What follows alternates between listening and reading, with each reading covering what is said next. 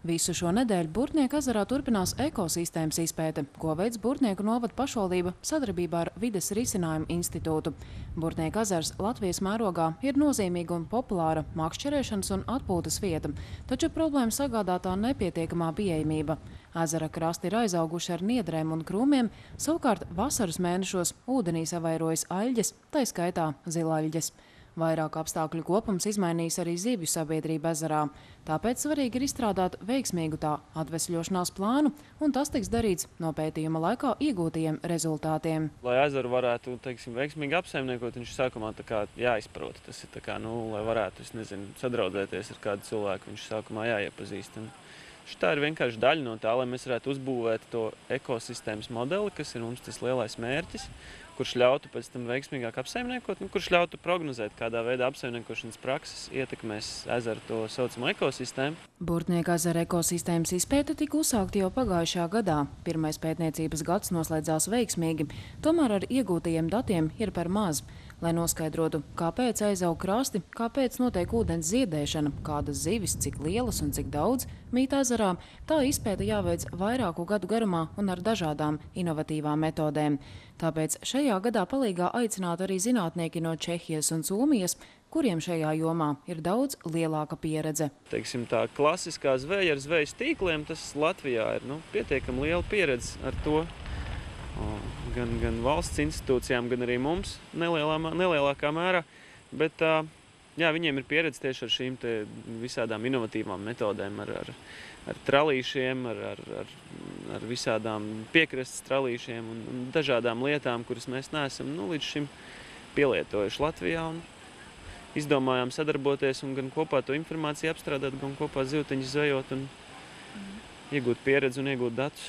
Pavasarī Burtniekā jau norisinājās šī gada pirmais izpētes darba etaps, kā tika veikta pētnieciskā zveja, ezera grunts dzīvnieku un ūdens paraugu ievākšana.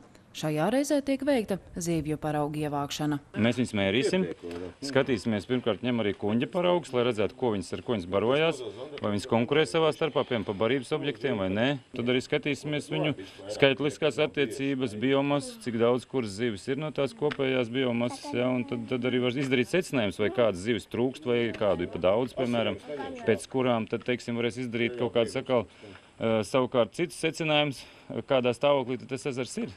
Jā, tas ir tas galvenais, ko šeit var pateikt. Jā.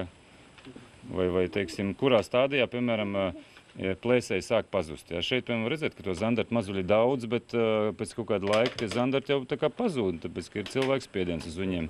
Jā, bet uz baltām zivīm tas spiediens nav tik liels, jā, un tad sanāk, ka tas balanss izjūg. Un tad var redzēt, piemēram, ka te ir zandarti, kas barojas normālā zooplanktona, to var redzēt uz skatu uzreiz, jā, un te ir zandarti, kas ir kanibāli, kas ēd, visticamāk, ka viņam ir otrs zandarts vēderā, jā. Un var redzēt augšanas ātruma atšķirības, jā. Bet, to mēs redzēsim tikai atverot, vai kas viņam ir vēderā. Citreiz tie ir asarīši citi, jā.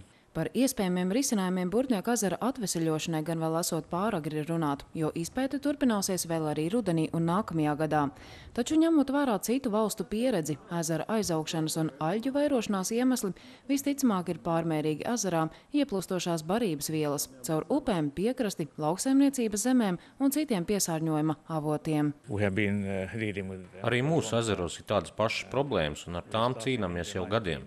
Daudz esam strādājuši, lai samazinātu piesārņoto ūdeņu ieplūšanu no pilsētām, apkārt ezeriem esošajām lauksaimniecības zemēm un maisaimniecībām. Tas ir dārgs un ilgs process, bet tā var ierobežot lieko barības vielu nonākšanu ezeros, kas izraisa to ziedēšanu un krasta aizaugšanu. Kāds būs labākais risinājums Burtniekā? To jau parādīs izpēte. Jāpiebilst, ka Burtnieku ezera ekosistēmas izpētes dati, uz kā pamata paredzēts izstrādāt efektīvu ezera apsaimniekošanas plānu, būs būtisks ieguvums visas Latvijas mērogā, jo līdzīgas problēmas sastopamas jau arī citos ezeros. Elīna Lapiņa, Kalvis Krūmiņš, Vidzemes televīzija.